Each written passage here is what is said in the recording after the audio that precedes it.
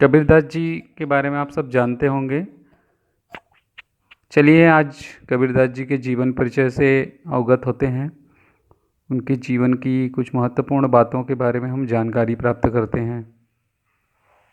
कबीरदास जी का जन्म सन 1398 में काशी में माना जाता है। इनके गुरु का नाम रामानंद और कबीर ने 120 वर्ष की आयु पाई।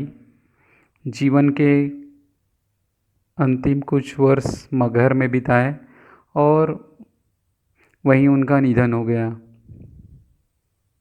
कबीर का आविर्भाव ऐसे समय में हुआ जब राजनीतिक, धार्मिक और सामाजिक क्रांति अपने चरम सीमा पर थी। समाज में व्याप्त भेदभाव उस समय अपनी चरम सीमा को छू रहा था।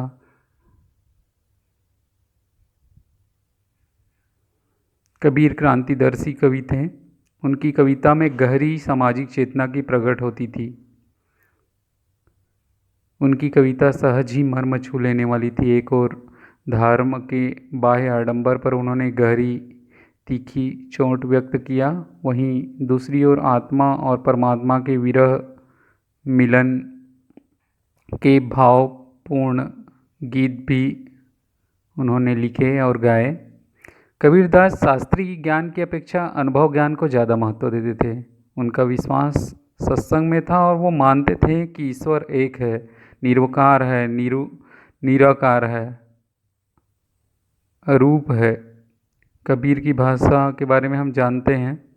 इनकी जनपदी भाषा, उन्होंने जन चेतना और जन भाषाओं को अपने शब्द और साखियों में सम्मिलित किया है और जन जन तक अपनी साधारण भाषा में लोगों तक दोहों के माध्यम से, साखियों के माध्यम से पहुंचाने का कार्य किया है। पाठ में हम दोहों के बारे में और साखी के बारे में पढ़ने जा रहे हैं। तो साखी शब्द का अर्थ हम जान लें। साखी शब्द साक्षी शब्द का ही तद्भव रूप है। साखी शब्द तत्सम शब्द है और साक्षी शब्द साक्ष्य से बना है, जिसका अर्थ होता है प्रत्यक्ष ज्ञान। यह प्रत्यक्ष ज्ञान गुरु शिष्य को प्रदान करता है। संत संप्रदाय में अनुभव ज्ञान की महत्ता है, शास्त्रीय ज्ञान का नहीं। कबीर का अनुभव क्षेत्र विस्तृत था। उनको समाज के विभिन्न पक्षों का अनुभव था। कबीर जगह जगह भ्रमण कर प्रत्यक्ष ज्ञान को प्राप्त करते थे। इसी के बलबूते पर तो उन्होंने साखियों में अवधी, राजस्थानी, भोजपुरी, पंजाबी और अनेक भाषाओं को सम्मिलित किया। उनमें दोहे लिखे। इसी कारण उनकी भाषा को पंचमैल खिचड़ी भी कहते हैं। कबीर की भाषा को सादुक्कड़ी भाषा भी कहा गया है। साखी वस्तुतः दोहा छंद ही है, जिसका लक्षण 13 और 11 के विश्राम से 24 मात्राओं पर बनती है।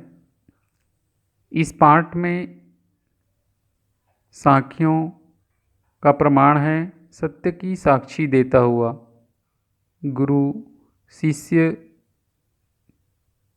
के जीवन के तत्व ज्ञान की शिक्षा देता है। यह शिक्षा जितनी प्रभावपूर्ण होती है उतनी याद भी रहने के योग्य भी रहती है। आइए चलते हैं हम कबीरदास जी के साखियों की ओर। अर्थ के साथ हम जानेंगे। कबीरदास ने बहुत ही सुंदर साखियाँ लिखे हैं जो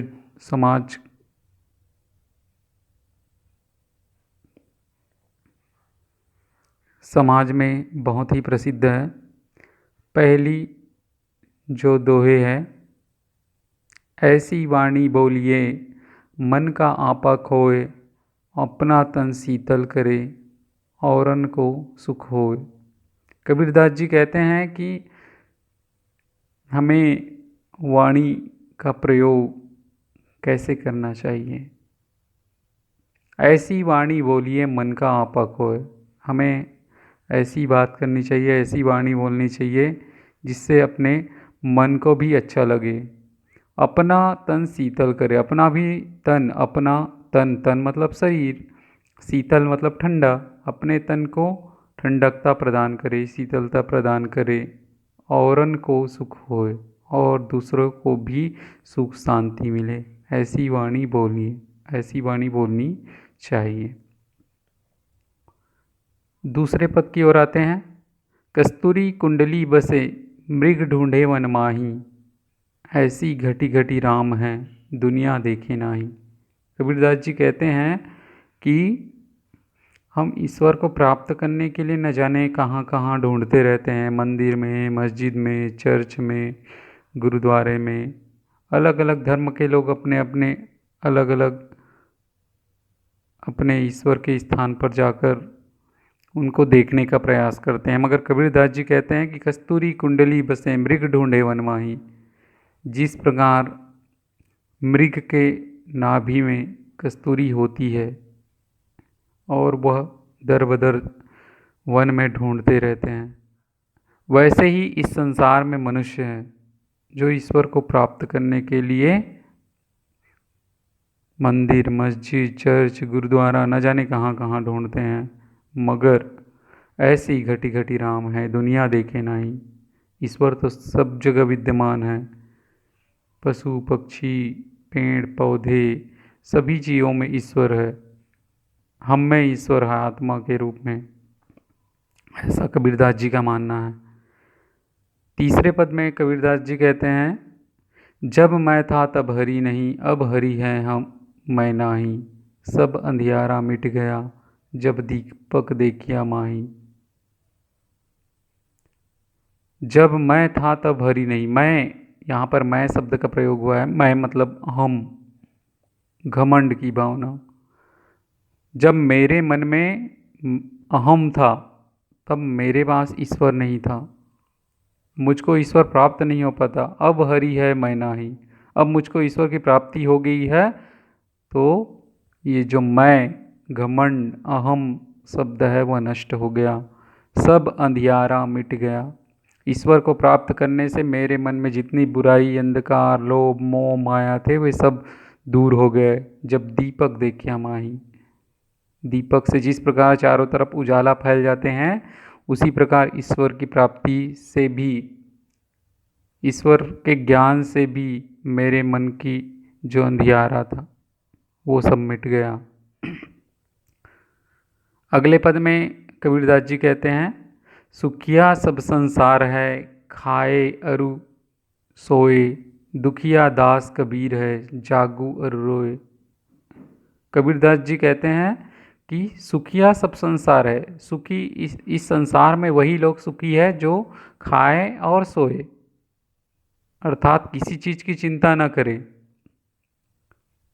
दुखिया दास कबीर है जागे अरु रोए।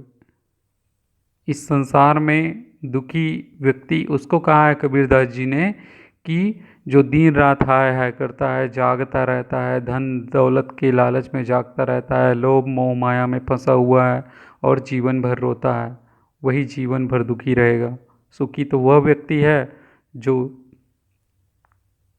बिना चिंता किए अच्छे से खा पी कर अपने परिवार की सहायता कर चैन की निद्रा लेता है।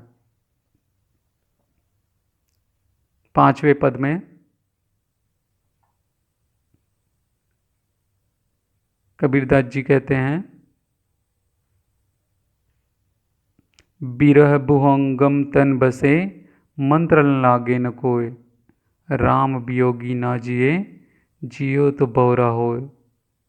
बिरह भुवंगम तन बसे, भुवंगम बिरह मतलब दुख, भुवंग मतलब सर्प, तन मतलब हमारा शरीर। हमारे जो शरीर है उस पर यदि विरह रूपी सर्प बस जाए, जैसे सर्प के काटने से कोई मंत्र काम नहीं करता है, वैसे ही विरह रूपी जो सर्प है वो बैठ गया, हमारे शरीर में धारण कर लिया, तो कोई मंत्र उसमें काम नहीं करता है। राम वियोगी ना जिए, जीवे तो बहुरा होए। राम के वियोग में कोई भी जीव जीवित नहीं रह सकता। कबीरदास जी कहते हैं कि राम के वियोग में कोई भी जीव जीवित नहीं रह सकता, और जिएंगे तो वह बौरा होई, वह जीव बौरा जाता है, पागल हो जाता है, उसको कुछ नहीं सूझता है, मोह माया से लिप्त हो जाता है। इसलिए विरह रूपी जो सर्प है उसको अपने शरीर से दूर करो। अगले पद में कबीरदास जी कहते हैं कि निंदक नेड़ा राखिए, आंगन कुटी छबा बंधाई, बिन पानी साबन बिना, बिन साबन पानी बिना, निर्मल करे सुभाई। कबीरदास जी कहते हैं कि निंदा करने वाले व्यक्ति को अपने पास रखना चाहिए। निंदक नेड़ा राखिए, पास में रखना चाहिए निंदा करने वाले व्यक्ति को। आंगन कुटी बंधाई, उसको अपने आंगन में कुटी बंधा कर देना चाहिए। ऐसा होता है क्या? आज हम किसी की निंदा करते हैं तो लोग मारने के दौड़ते हैं। बिन पानी साबुन बिना, ये जो निंदक है, निंदक व्यक्ति है, वो बिना पानी और बिना साबुन के निर्मल करे सुभाए, हमारे मन को, शरीर को स्वच्छ करता है। शरीर मन को स्वच्छ करने के लिए साबुन पानी की आवश्यकता होती, रोज नहाते हैं, मगर निंदक व्यक्ति हमारे अंदर जो बुराइयां हैं उनको बिना साबुन और बिना पानी के ही स्वच्छ कर देते हैं। अगले पंक्ति में कबीरदास जी कहते हैं, पोथी पढ़ी जग जग मुआ, पंडित भया न कोय। पोथी पढ़ी पढ़ी जग मुआ, पंडित भया न कोय, एके असीर पीव का, पढ़े सो पंडित होय। पोथी, पुराण पढ़ के यह संसार पंडित नहीं हो सकता। इसके लिए चाहिए प्रेम को पढ़ना, इस संसार में रहने वाले जीव के प्रति प्रेम करना।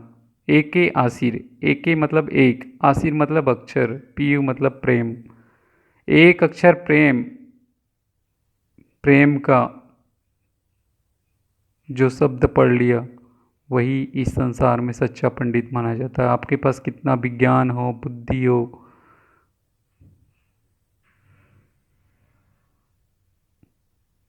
आप ज्ञानी नहीं कहलाओगे, पंडित नहीं कहलाओगे। पंडित बनने के लिए प्रेम की आवश्यकता है, प्रेम को समझने की आवश्यकता है।